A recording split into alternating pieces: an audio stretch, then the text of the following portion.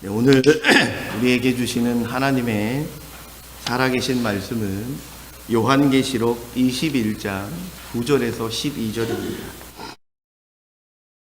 요한계시록 21장 9절에서 12절까지입니다.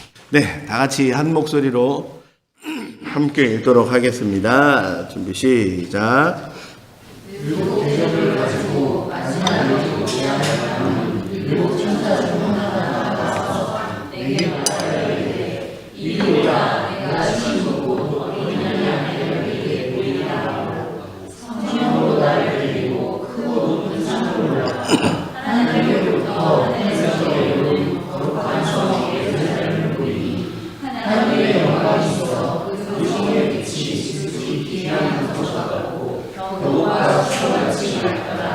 크고 높은 성막이 있고 열두 문이 있는데 문에 열두 천사가 있고 그 문들 위에 읽은 소식이 이스라엘 자손들 자의 이름이라.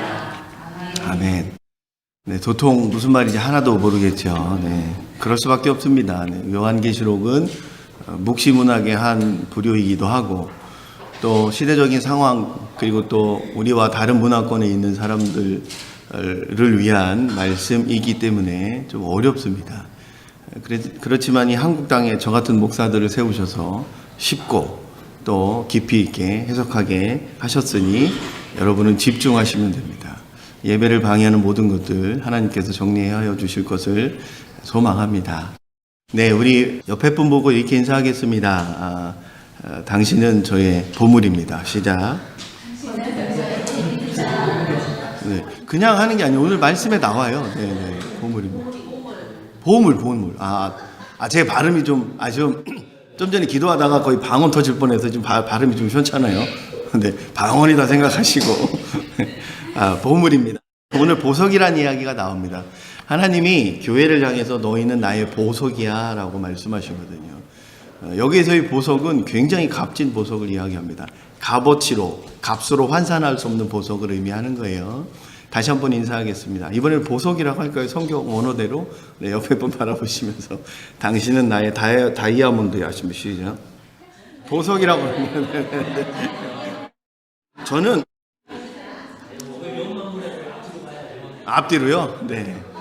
저는 다이아몬드가 성경에 없는 얘기거든요. 근데 다이아몬드를 워낙 좋아를 하시니까 그랬더니 젊은 친구가 싫어하네요. 앞뒤로 바라보시면서 당신은 나의 보석입니다. 준비 시작.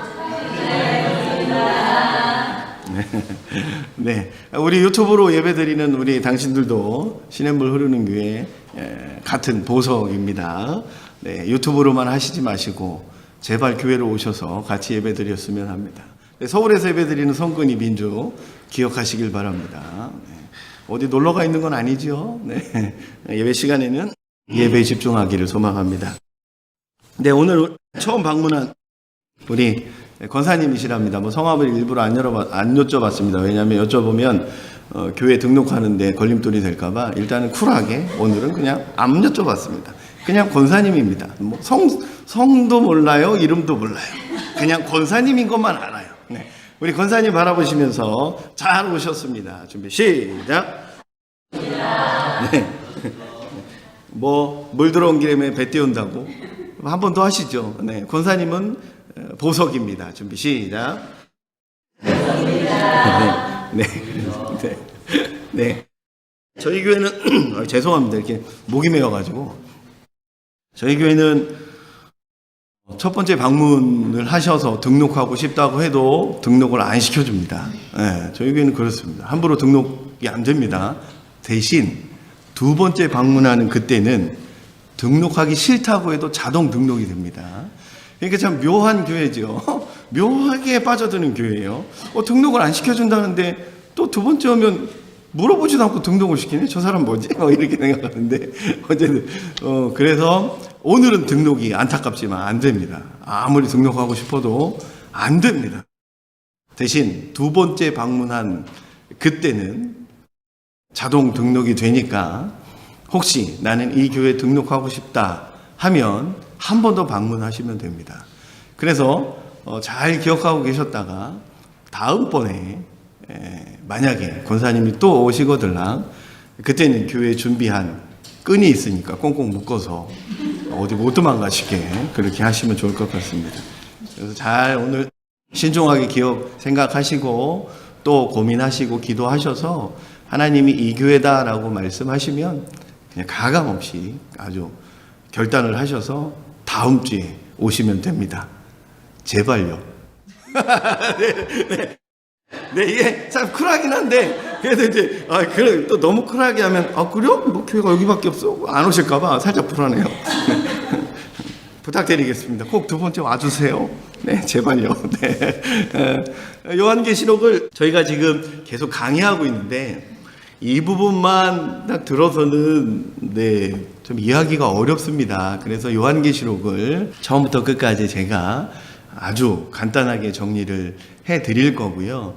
요한계시록 22장까지 끝이 나면 제가 지금 요한계시록에 관련된 책을 하나 거의 다 읽었는데 이단의 교리와 요한계시록의 말씀을 비교해서 이렇게 간략하게 소개한 책이거든요.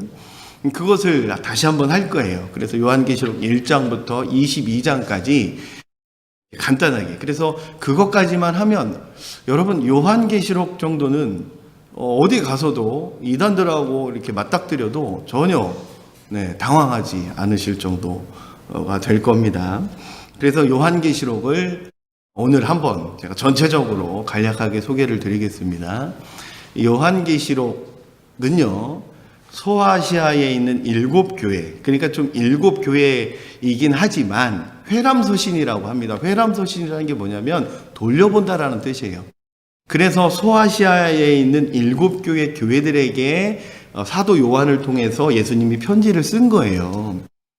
그래서 그 7교회들 주변에 있는 교회들, 뭐 예를 들면 청주 시냇물 흐르는 교회다. 이 주변에 있는 교회, 안타깝게도 신천지 교회밖에 없어요. 거기랑 같이 뭐 돌려보라는 얘기인지 모르겠지만 어쨌든 주변에 있는 교회들하고 같이 돌려서 봐라 해서 7교회를 대표적으로 보낸 거예요. 그러나 왜 딱 7교회한테만 보낸 편지가 아닙니다. 그래서 그 7교회에게 왜 편지를 했냐면 이때 당시에 로마라는 큰 나라에게 교회를 다닌다고 매도 맞고 고문도 당하고 엄청 그 힘든 신앙생활을 했던 시기거든요. 그래서 이제 뭔가 힘과 용기를 주고 싶어서 이 소아시아 7교회에게 편지 쓴 내용이 바로 요한계시록의 기록 목적입니다. 그래서 이 요한계시록의 내용을 쭉 보다 보면 대부분 어떤 내용이냐면 교회를 괴롭히는 악인들에 대한 또 마귀들에 대한 심판의 내용인 거예요. 그런데 이 요한계시록의 내용은 실제적으로 굉장히 무서운 내용이긴 하지만 그것은 교회를 괴롭히는 자들에게 무서운 내용이지 우리에게는 굉장히 위로가 되는 말씀이라는 거예요. 마치 우리 아들이 누군가에게 맞고 들어왔어요. 그러니까 우리 아들 맞고 들어온 아들을 보면서 어떤 놈이 그랬어. 엄마가 아빠가 때려줄게. 이런 내용 이거랑 같은 거예요.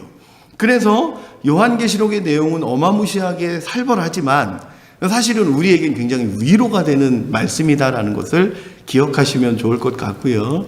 그래서 2장, 3장에는 소아시아 교회에 대한 소개가 나오고 그 이후서부터 16장까지는 심판의 내용이 기록되어 있고요. 17장에서 20장까지는 그 심판의 내용을 다시 한번 정리하는 내용인 거고 21장과 22장은 결론 부분으로서 하나님이 재림하셔서 심판이 실행이 되고 난 이후의 상황을 기록해 놓은 게 바로 21장, 22장인 거예요. 그래서 오늘 특별히 21장 9절에서 22장 5절은 새 예루살렘에 대한 이야기를 하고 있는데 이 새 예루살렘이 결국 교회를 상징하는 거예요. 그러니까 이 내용은 21장 9절에서 22장 5절까지의 내용은 예수님께서 재림하시고 최후 심판까지 실행하신 이후에 교회가 어떤 축복을 받는지 기록해 놓은 책입니다. 그래서 여기에 보면 보석 같다라는 이야기, 알 수 없는 어떤 어려운 단어들로 구성이 돼 있습니다. 그래서 벽옥과 수정 같다. 그래서 여러분 혹시 주변에, 그리고 저도 접해봤는데 그렇게 간증하시는 분들 봤는데 이렇게 환상을 통해서 천국을 갔다 오셨다는 분들이 있어요.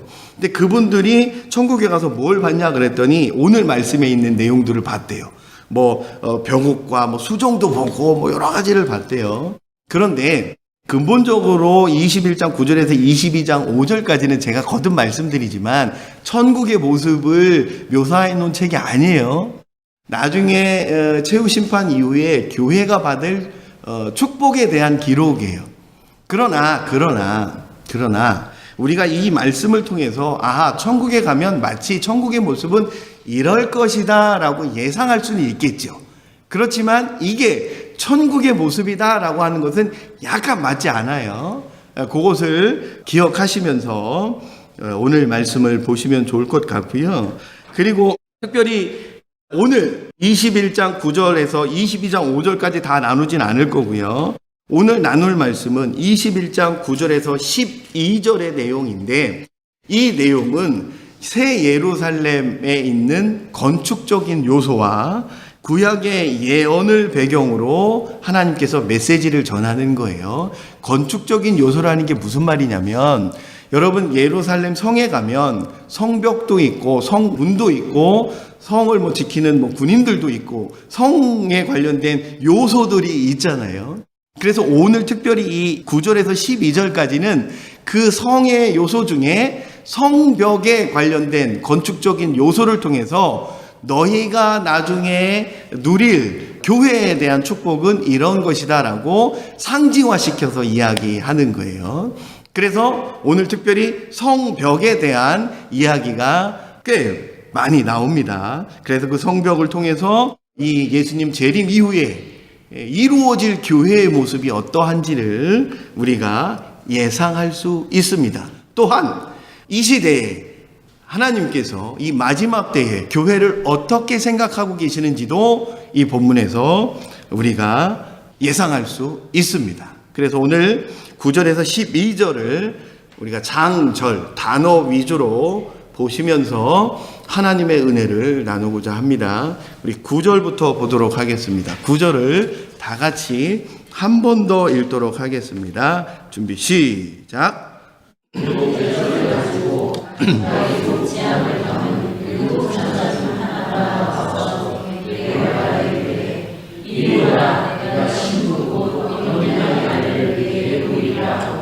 네, 여기에 보면 어린 양의 아내를 너에게 보이리라 말씀하시죠. 여기에서의 보이리라는 미래 능동태형이에요.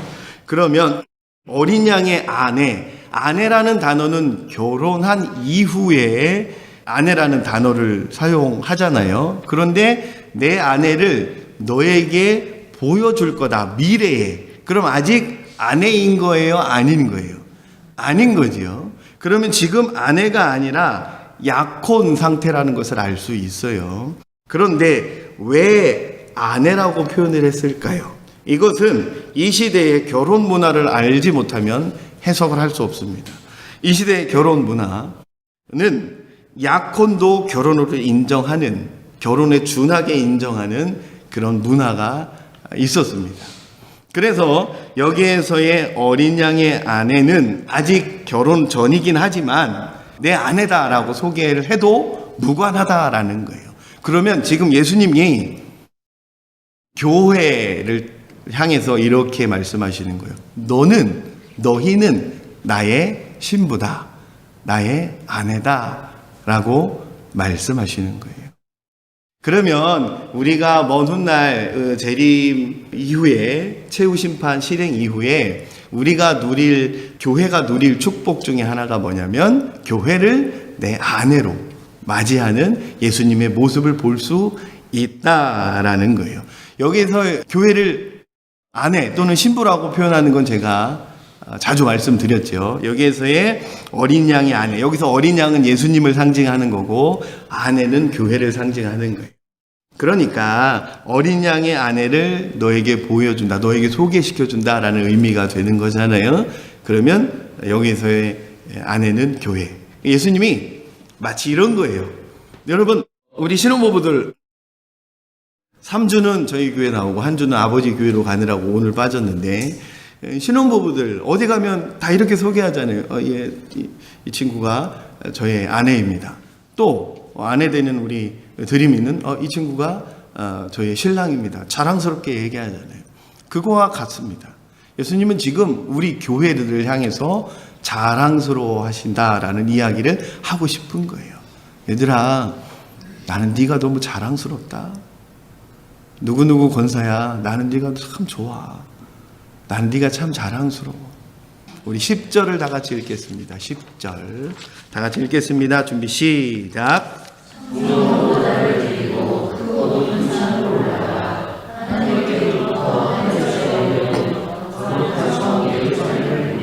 네, 여기에서 성령으로 나를 데리고 올라가라는 단어죠. 성령께서 사도 요한을 데리고 올라갔다라는 표현인 거고요. 여기에 사용된 그 문법이 부정과거형인데, 이 부정과거형은 굉장히 강조할 때 쓰는 문법이기도 합니다. 그러니까 지금 여기에 성령의 인도하심이라는 이 단어는요, 우리가 생각하는 그 이상의 의미가 됩니다. 성령의 거부할 수 없는 힘을 강조하고 있다라는 거예요. 지금 사도 요한이 성령의 힘에 이끌려 인도함을 받는데, 그것은 사도 요한의 의지에 상관없이 성령의 강력한 힘으로 지금 사도 요한을 인도하고 있다라는 겁니다. 사도 요한을 성령의 압도적인 힘으로 인도한다라는 의미가 되는 거고요. 여러분, 제가 요즘에 시냇물 흐르는 교회를 생각할 때마다 하나님께서 일하시는, 또 일하고 계시다라는 강한 확신이 요즘에 있습니다. 기도하는 것들이 다 이루어지고 있고, 아픈 자들이 기적을 체험하고 있고, 또 제 마음이 성령의 어떤 사역에 관련된, 성령 사역에 대한 그 무언가로 굉장히 가슴이 벅차고 있어요. 그래서 이번 주 한 달에 한 번 우리가 금요 기도회 하는데, 그냥 제가 뭐 예상했던 일도 아니고 뭐 의도했던 일도 아닌데, 기도의 시간이 그 30분 정도의 기도의 시간이 굉장히 뜨거웠어요. 그냥 거부할 수 없는 이 가슴에 벅찬 은혜가 있었습니다. 실제적으로 나타나는 어떤 현상들도 있었고요. 어쨌든 성령의 강권적인 인도함에 의해서 사도 요한이 이끌림을 받았다라는 이 말씀을 통해서 시냇물 흐르는 교회도 성령의 은혜가 가득하기를 소망하며 기도할 거고 기도하고 있습니다. 어쨌든 여러분도 저와 같이 동역하는 그런 마음으로 이 성령의 은혜가 이 시냇물 흐르는 교회를 떠나지 않기를, 또 이 시냇물 흐르는 교회를 통하여서 하나님의 은혜가 강같이 흘러넘치기를 함께 동역해 주시기를 소망하겠습니다. 여러분, 그 다음 문장을 보면 하나님께로부터 하늘에서 내려오는 거룩한 성 예루살렘. 여러분, 여기서 거룩한 성 예루살렘은 교회를 상징하는 겁니다. 그런데 교회가 어디부터 내려왔다고 지금 의미하는 거예요? 하나님께로부터 하늘에서 내려왔다라는 거예요. 사실은 하나님께로부터나 하늘이나 어쩌면 같은 의미입니다. 여러분, 이 시대는 하나님을 함부로 입으로 이렇게 여호와 하나님을 함부로 그 이름을 부를 수가 없어서 하나님을 우회적으로 표현했다고 했죠. 그래서 하나님을 우회적으로 표현하는 것 중에 하나가 바로 하늘이라는 단어예요. 그러니까 사실 이건 뭐 같은 단어다 보시면 될 것 같은데, 특별히 이 문장에서는 이 여기에서의 하늘은 하나님이 거주하는 장소다 보시면 될 것 같아요. 네. 그래서 하나님께로부터 하늘에서 교회가 내려왔다라는 의미는 어떤 의미가 되냐면, 교회는 철저하게 하늘의 존재이다라는 것을 말씀하시고 싶은 거예요. 비록 지금 이 땅에서 아직 재림 전에 여러 가지 환경과 상황 가운데 어려움을 당하고 있지만, 처절한 환경 속에서 너희가 신앙생활하는 것 같지만 결국 너희가 속해 있는 그 교회는 하늘의 존재다라는 거예요. 하늘나라의 존재다라는 것을 말씀하시고 싶은 거예요. 그래서 하나님이 무엇을 이 메시지를 통해서 전하고 싶은 거냐면, 교회는 철저하게 하나님의 보호를 받고 있다는 것을 말씀하시고 싶은 거예요. 여러분, 굳이 이것을 말씀을 통해서 이야기하지 않아도 하나님의 보호하심의 역사라고 볼 수 있는 것은, 여러분, 교회가 생긴 지 벌써 2000년이 넘었어요. 그죠? 예수님이 마가의 다락방부터 시작을 해서 교회가 생기고 지금까지 유지되어 왔다라는 것은, 이것은 기적이라고밖에 할 수 없어요. 2000년 동안 없어지지 않고 여전히 존재하는 교회들이 있잖아요. 없어질 듯 없어질 듯 없어지지 않잖아요. 시냇물 흐르는 교회만 봐도 그렇잖아요. 아무것도 없는 이곳에 그저 그냥 돈이 없어서 밀려서 이 시골까지 들어왔잖아요. 여러분, 지금은 옆에 축구장이지만 저기가 공동묘지였어요. 선배 목사님들이 청소년 사역하는 놈이 왜 공동묘지 옆에다 교회를 개척했냐고 우리 답답해 죽을 뻔했어요. 선배한테 덤빌 수도 없고, 돈이 있으면 제가 시내를 안 가겠어요? 제가 돈 있으면 상담교회나 이런 데 다 사지요. 상담교회 사니까 탐이 나는데, 나도 가만히 있어도 전도하지 않아도 흘러들어오는 성도들, 그쵸, 탐이 나죠. 근데 돈이 없어서 밀리려고 했어요. 교회를 등록할 것도 아닌데 다른 교회 권사님이 여기 와서 왜 교회를 여기다 갖다 놨냐고 짜증을 내는 거예요. 왜 짜증을 내시냐고 그러니까, 교회를 내가 여기 다니고 싶어서 왔는데 못 다니겠대요. 이게 무슨 말이요? 다니지 마요 이러고 싶은데 그러면 안 되잖아요. 아유, 죄송합니다. 제가 교회를 선함교회로 옮기도록 기도해 보겠습니다. 네, 그분이 선함교회 다녔었던 것 같아요. 예상하는 거예요. 네, 선함교회 목사님 보면 큰일 나요. 혼나요. 이 구석에 뭐가 있어요? 아무것도. 지금은 주택이라도 많이 들어가 있죠. 이 주변의 주택들 아무것도 없이 달랑 이것만 있었어요. 안 될 것 같고 불가능할 것 같은 교회 부흥이 지금 이루어지고 있잖아요. 우연치 않게 우리 권사님과 오문서 집사님, 고경수 집사님 앞뒤로 앉았는데, 저분들은 같은 모임을 하셔도 될 분들인 게, 여기 그냥 교회를 다니려고 온 게 아니에요. 땅 보러 왔다가 아니면 산책했다가 교회 있네? 교회 이쁘네? 한번 간이나 한번 볼까? 가서 교회가 좋은지 나쁜지 한번 보고, 목사님이 좀 현찮으면 안 다니면 되지. 일단 왔어요. 근데 예상치 못했던 목사님의 어떤 훈훈한 어떤 이런 인상과 또 전문적인 어떤 그 커피의 어떤 그 기술과 또 이런 다녀볼까? 그래, 몇 주 다녀보자. 2, 3주 다녔다 아니면 그만 가면 되지 그죠? 그러다가 등록하시고 우리 교회에서 집사 임직 받으시고, 그죠? 얼마나 감사한지 모릅니다. 불가능할 것 같은 상황 가운데, 그죠? 그래서 아마 저 세 분은 한 형제, 한 자매일 겁니다. 어떻게 기적이에요? 저렇게 앉을 수 있지? 여기도 있고, 유아실도 있고, 여기도 있는데, 하필이면 그렇게 셋이 앉으셨어요. 어쨌든, 이것은 하나님의 계시입니다. 그렇죠. 아멘. 좋아요. 아멘. 이 타임에 아멘 하셔도 돼요. 물론 말씀하고 상관없는 얘기지만, 어쨌든, 하나님께서 인도하셨습니다. 우리 권사님을 시냇물 흐르는 교회에 등록하라고 강하게 말씀하시는 겁니다. 이건 제 얘기가 아닙니다. 하나님의 말씀입니다. 모르겠다, 나도. 네네네. 어떻게 하든 두 번째 오시게 만들어야 되니까. 어쨌든, 그렇게 되기를 간절히 소망합니다. 우리 11절 다 같이 읽도록 하겠습니다. 준비, 시작.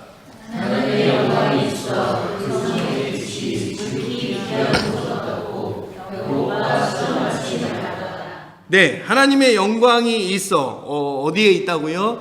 교회에게 있다는 얘기잖아요. 그런데 여기에서의 영광이라는 단어, 원어를 뜻풀이를 해보면 이 하나님의 영광은 어떤 단어와 관련이 생기냐면 하나님의 형상과 관련된 단어가 됩니다. 즉, 이 영광이라는 단어에서 하나님이 교회를 어떻게 생각하는지가 표현됩니다. 여러분, 하나님의 형상, 그건 뭘 뜻하는가요? 몸을 뜻하는 거잖아요. 그러면 보세요. 교회를 내 몸과 같이 생각한다라는 거예요. 여러분, 신부라는 어떤 그 단어보다 더 적극적인 단어가 되는 거잖아요. 너희는 내 몸이야. 엄마들이 자녀들 보고 그런 표현 많이 쓰잖아요. 너는 내 새끼야. 욕이 아닙니다. 근데 아직 결혼한 두 분들은 욕이라고 생각해서 이렇게 쑥 쳐다볼 수 있는데 욕이 아닙니다. 엄마가 이 새끼 저 새끼 하잖아요. 그죠? 혁수 새끼. 엄마 엄카만 노리는 혁수 새끼. 예담이 새끼. 엄카만 노리는 예담이 새끼. 그죠? 엄마 카드. 저도 하도 우리 둘째가 엄카를 쓰길래 저도 우리 엄마 카드 훔쳐다가 지금 쓰고 있어요. 엄마가 어제 전화 왔어요? 요즘에 쌀 없냐? 그게 무슨 얘기냐면, 네, 이게 돌려서 얘기하는 거예요. 이제 그만 써, 이 자식아. 네, 그랬더니 그 전화를 하시고 끊으시고, 조금 미안했는지 1시간 후에 전화 왔어요. 그랬더니 전화 오더니 왜요? 그랬더니 그 카드로 쌀도 한 푸대 사고, 그리고 그 고기도 사 먹고, 이렇게, 네. 하더라고요. 미안해서 한 얘기예요. 그리고 거기다 엄마 그렇게 말씀하신 엄마에게 이렇게 얘기했어요. 안 그래도 엄마 마트에 와 있어. 네네. 그래 그랬더니 또 끊었어요. 네. 못 썼습니다. 불안해서 등짝한테 맞을까봐 어머니한테. 지금 그런 표현하는 거잖아요. 그죠? 내 카드도 무한정 줄 수 있는 그런 내 새끼다라고 표현하시는 거잖아요. 교회와 성도를 그렇게 생각한대잖아요. 저와 여러분을 그렇게 생각한대잖아요. 그렇죠? 성령아 너는 내 새끼야. 너는 내 몸이야. 라고 말씀하고 계시다라는 거예요. 그런데 그런 하나님의 영광이 있어라는 단어가 참 중요합니다. 있어라는 단어는 현재 능동태형입니다. 여러분 지금 여기에서 21장 9절에서 12절의 말씀은 지금 현재 벌어지고 있는 일을 이야기하는 것이 아니고요. 미래에 있을 일을 지금 이야기하는 거예요. 그런데 이 영광이라는 단어 옆에 붙은 있다라는 이 단어는 현재형이에요. 미래형이 아니고.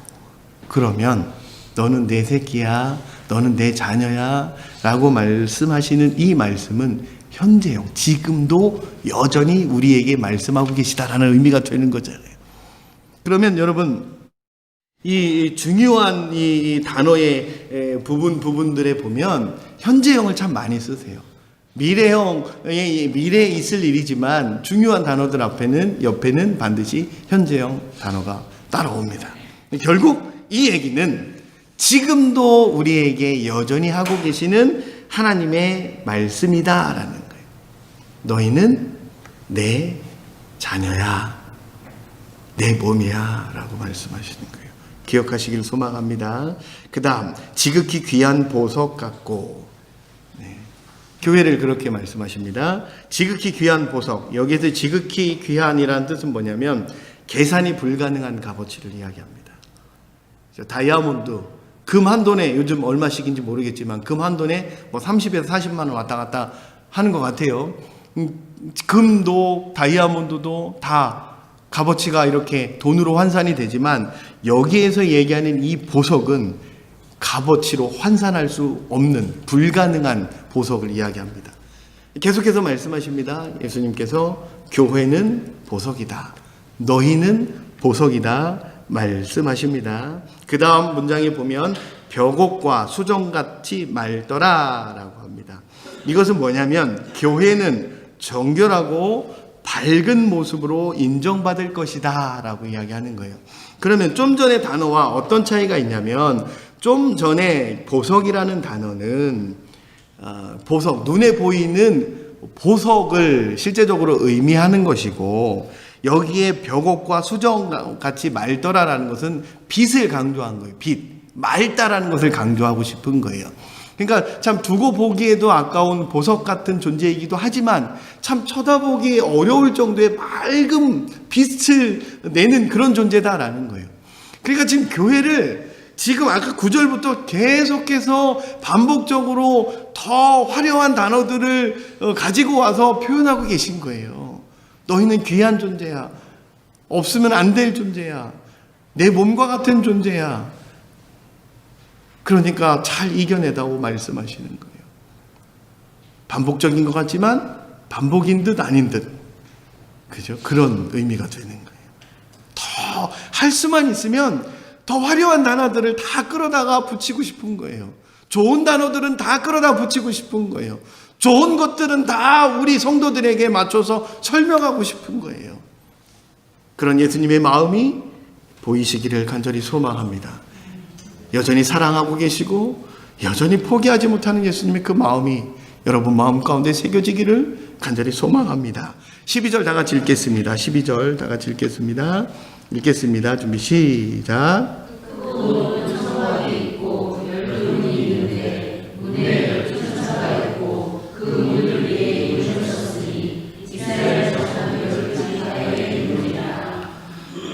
네, 12절에 보면 12지파의 이름들이라 라고 되어 있지요. 여러분 12지파라는 단어는 성경의 어디 부분에 나오냐면 구약 성경 쪽에 나옵니다. 12지파는 구약에서 이스라엘을 표현할 때 사용하는 단어입니다. 그런데 12지파라는 단어를 사용하신 이유가 있습니다. 이것은 구약에 나오는 이스라엘 백성들, 이스라엘이라는 나라를 구약의 교회라고 우리가 흔히들 알고 있지요. 그래서 구약에서 표현하는 그 구약의 교회를 통해서 수도 없이 많은 말씀들을 하고 계시잖아요. 구약 성경을 통해서. 그래서 그 구약에 있는 모든 말들, 구약에 나오는 모든 성경 말씀들은 다 신약의 교회, 지금 너희들을 위한 나의 편지야, 나의 마음이야 라고 말씀하시는 거예요. 그 신약과 구약, 이 모든 말씀은 어디에게로 집중되는 거냐면 바로 교회로 집중하는 거예요. 여러분 성경의 66권은요 모두가 다 저와 여러분을 위한 예수님의 편지와 같습니다. 예수님의 마음을 지금 이 구약 신약이라는 성경으로 여러분에게 전달하고 있다라는 거예요. 그래서 여러분 구약이나 신약을 우리가 성경을 읽을 때 이것은 그냥 딴 나라 책이다, 그저 그냥 신앙인이라면 그냥 폼으로 들고 다니는 책이다, 또는 우리가 그냥 훈련할 때마다 필요한 그런 책이다라고 생각하시지 마시고요. 성경은 누구를 향한 하나님의 마음이다, 나를 향한 하나님의 마음이다라는 것을 기억하시기를 소망합니다.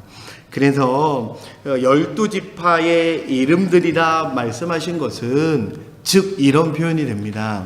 얘들아, 구약의 이스라엘 백성을 그 엄청난 상황 가운데 인도하고 보호한 것처럼 내가 너희들을 인도하고 보호하고 함께 할 거다라고 말씀하시는 겁니다.